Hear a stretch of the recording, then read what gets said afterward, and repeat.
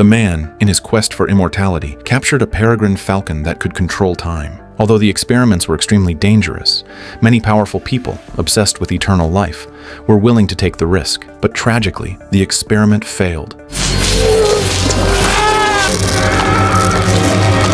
And these people turned into monsters with slender limbs and the ability to turn invisible.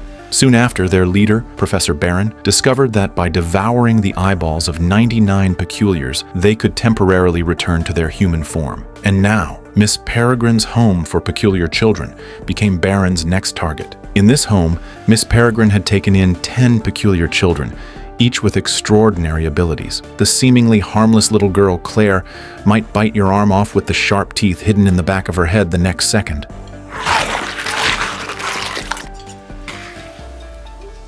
The boy, Hugh, could open his mouth and release a swarm of bees, and to avoid being spanked by Miss Peregrine, he had to wear a special hood at all times. And then there was an invisible boy who often stood naked right in front of you.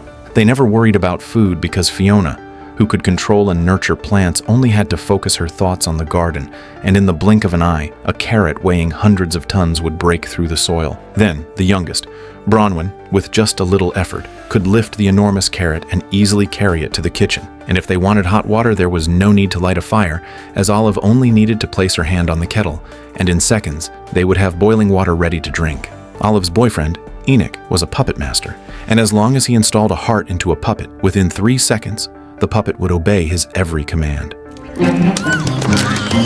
There was also Emma, a girl with the gift of aerodynamics who could manipulate air at will. Horace, a boy who could project his dreams through a monocle and even predict the future. But the most mysterious of all were the masked twins, whose powers, when revealed, would leave you completely stunned.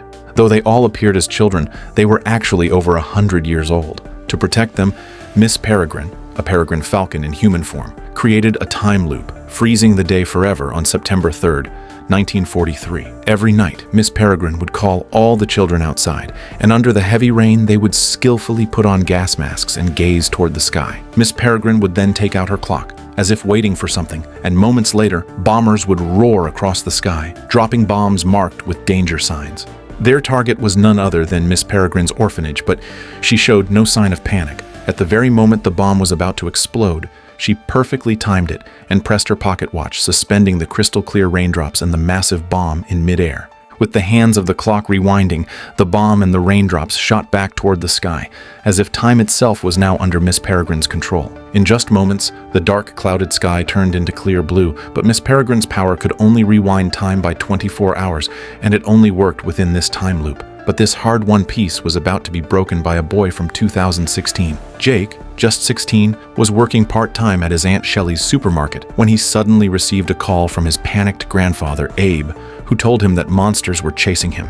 Jake thought his grandfather was just confused again due to his age, but when Jake arrived at Abe's house, he found the place in chaos, as if attacked by wild beasts, and Abe was nowhere to be seen. Anxious, Jake ran outside to search and soon found Abe lying on the ground in the nearby woods. When Abe turned over, Jake was horrified to see his grandfather's eyes were missing, yet strangely, there was not a single drop of blood. Just as Jake was about to call the police, Abe suddenly woke up and, with his last breath, told Jake to leave this place immediately, to go to the island he had mentioned, where Miss Peregrine would tell him the truth. With that, Abe passed away forever. At the same time, Shelley arrived at the scene, but Jake noticed a huge, eerie figure appearing behind his aunt, and he hurriedly shouted for her to shoot. However, after several shots, Shelley saw nothing of the monster Jake spoke of. Later, Jake's father took him to see a therapist and the psychologist doctor. Golan suggested that Jake visit the island his grandfather had spoken of, as it might help him find closure. At this point, Jake also recalled the bedtime stories his grandfather used to tell him when he was a child. On that mysterious island lived children with peculiar abilities who would never grow up, but were actually over 100 years old. And among them was his ex-girlfriend. Jake firmly believed his grandfather's words, and the next day, he proudly showed those photos to his classmates, only to be laughed at by the entire class. When he got home, Jake returned everything related to that mysterious island to his grandfather and decided never to believe his words again. But after his grandfather's unexpected death, Jake made up his mind to go to the island and uncover the truth. Thus, he and his father arrived at the island, but the orphanage his grandfather had spoken of had long since become a ruin. Disappointed, Jake felt his grandfather had lied to him again, but as he kept walking, he discovered some old photos that had been left behind. And in those photos, Abe was indeed there, suggesting everything might be true. Curious, Jake continued to search the ruins for more clues when suddenly a strange figure appeared at the end of the corridor, and with that, Jake fainted.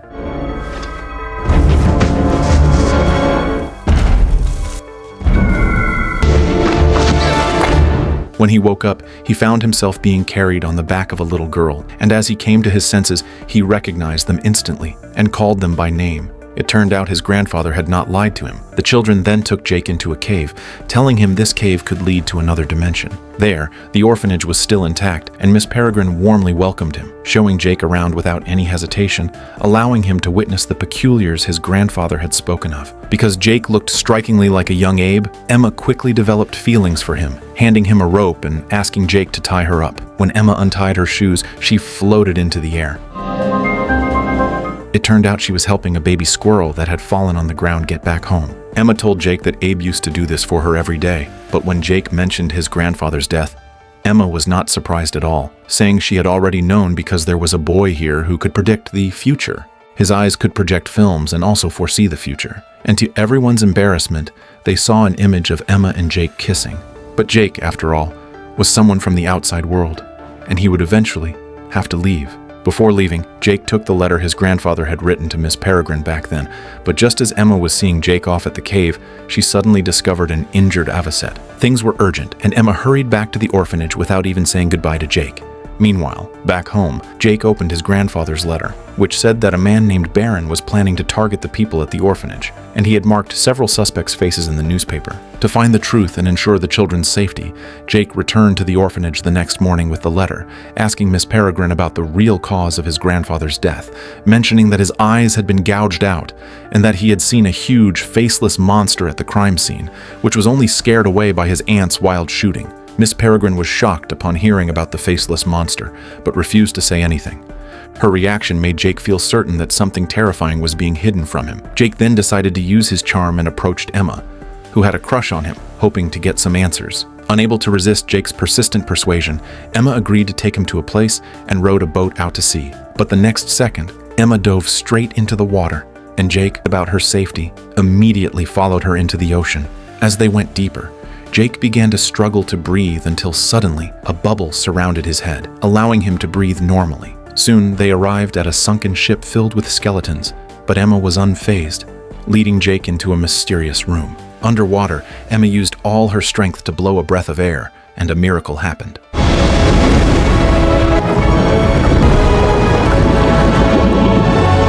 All the seawater inside the room was pushed out by the air she blew, and then she found an iron box under the table. Jake immediately recognized the map with his grandfather's signature. Emma explained that the map marked all the time loops in the world. Jake also found some photos of people with eerie eyes, and finally, the infamous Baron his grandfather had told him about. Emma told Jake that Abe's job was to hunt down these villains, because Abe was also a peculiar, only he could see those invisible monsters. That explained why, at the crime scene, only Jake had seen the giant creature. To confirm whether Jake had inherited Abe's ability, they climbed onto a wall to spy on Miss Peregrine, who was standing on a cliff. Miss Peregrine checked her pocket watch and looked into the distance, and Jake was horrified to see a monster climbing up the cliff. He tried to warn Miss Peregrine, but was stopped by Emma. The monster crept closer and closer toward Miss Peregrine, but she remained calm, raising her crossbow and aiming above her head. And the next second, she shot an arrow into the monster's brain, making it fall perfectly into a pre-drawn outline. She had been killing this same monster over 100 times in this time loop. Jake then told Miss Peregrine that he could see the monster. Realizing that Jake was the next protector of the Peculiars, Miss Peregrine finally stopped hiding the truth and told him everything. Long ago, the earliest Peculiars were unwilling to live forever trapped in a time loop and wanted to integrate into human society. They attempted to experiment on peregrine falcons who could control time, but the experiment failed, and they were cursed, turning into faceless hologhasts.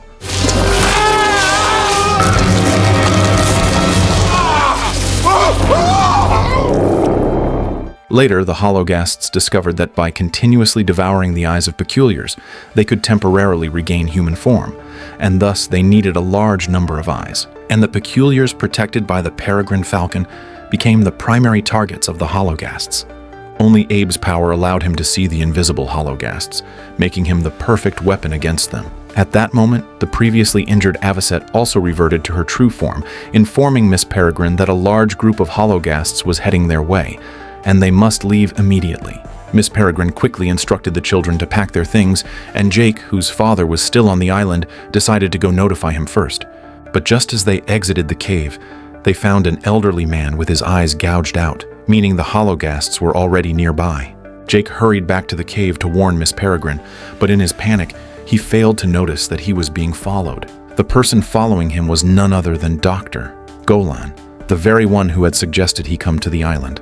Dr. Golan removed her contact lenses, revealing a pair of white eyes, which frightened Jake into retreating. The next second, Dr. Golan transformed into someone else entirely. It turned out that for decades, he had stayed by Abe's side, carefully orchestrating this entire plan to locate Miss Peregrine and her group. And the man was indeed Baron, the leader of the hologhasts, as mentioned in Abe's letter. Meanwhile, Miss Peregrine was helping the children pack when suddenly the doorbell rang. Miss Peregrine opened the door to find Jake held hostage. Baron told Miss Peregrine that he no longer needed eyes to maintain his appearance and would spare the children if she turned into a peregrine falcon and left with him. But Miss Peregrine already knew that an entire army of hologhasts was on their way here. Jake was the only one who could see the hologhasts, and only by ensuring his safety could the others be saved. Miss Peregrine transformed into a peregrine falcon and flew into Baron's cage. But once Baron captured Miss Peregrine, he broke his promise, locking the children in a room and sending the hologhasts to hunt them down before hurriedly leaving. Facing the imminent arrival of the hologhasts, the children began preparing for battle, with Miss Avocet encouraging them. But in the next second, immediately, a hologhast poked its head out, but strangely, the children couldn't see it. Enoch, the oldest, stood in front of the children and was the first to be attacked by the hologhast.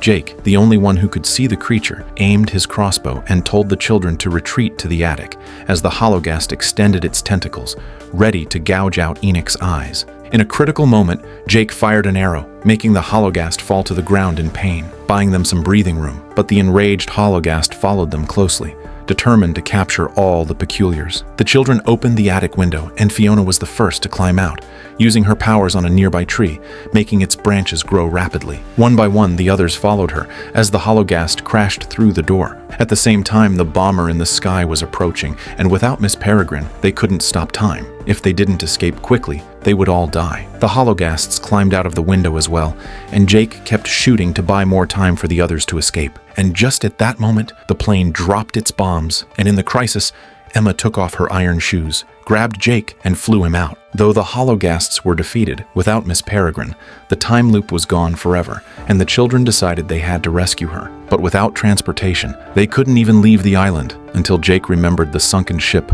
underwater. Emma quickly cleared the seawater inside the ship, and in just seconds, the entire ship was dry. Olive fired up the boilers, and luckily, since it was an old steamship, it still worked. With everyone's effort, the ship broke through the surface. Jake analyzed the map his grandfather left and concluded that Miss Peregrine was now in January 2016, while they were in March 1943, meaning they had to travel to 2016 to save her. They also had to return before the time loop closed, or they would be trapped forever in January 2016. The time loop entrance was inside the haunted house on the pier, and once they opened the door, they found themselves in a modern-day amusement park. They secretly infiltrated Baron's headquarters, where they saw several giant hologhasts. Emma appeared first to lure Baron's attention, trying to draw them to the pier where they had the advantage. Jake and Emma led the hologhasts all the way to the haunted house. Enoch installed hearts into the ship's skeletons, preparing an army of skeleton soldiers. Their friends, hiding on the rooftops, began pelting the hologhasts with snowballs, gradually revealing their forms. Then they threw rainbow candies, and Emma blew out cotton candy, making the hologhasts fully visible. At that moment, the skeleton army charged forward.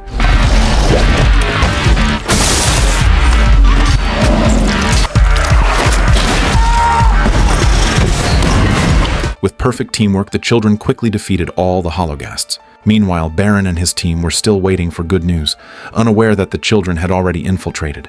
Hugh first released swarms of bees, but Baron's men were not about to sit still. Miss Edwards, the half-ape, leapt gracefully onto the rooftop and threw knives at everyone, forcing them to stay hidden. The children used their powers to fight Baron's gang, but after all, they were just kids. Bronwyn was quickly frozen inside a water tank. Fiona tossed some seeds, which rapidly turned into vines, trapping the whites. Seeing this, Olive rushed over to save Bronwyn, but soon the vines were also frozen by the whites, and Olive herself was fatally attacked. At that moment, Enoch woke up from his unconsciousness and ran to a giant elephant model, installing a heart into it.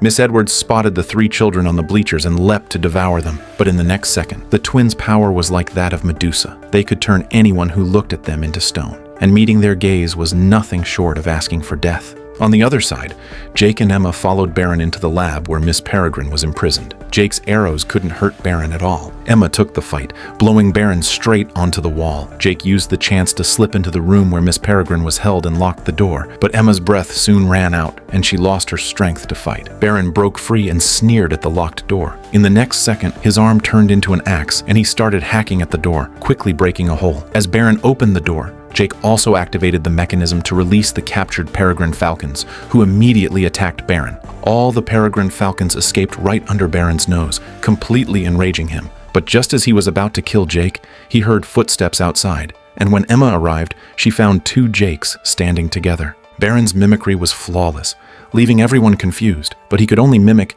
Jake's appearance, not his abilities, and even the hologhasts behind him didn't notice.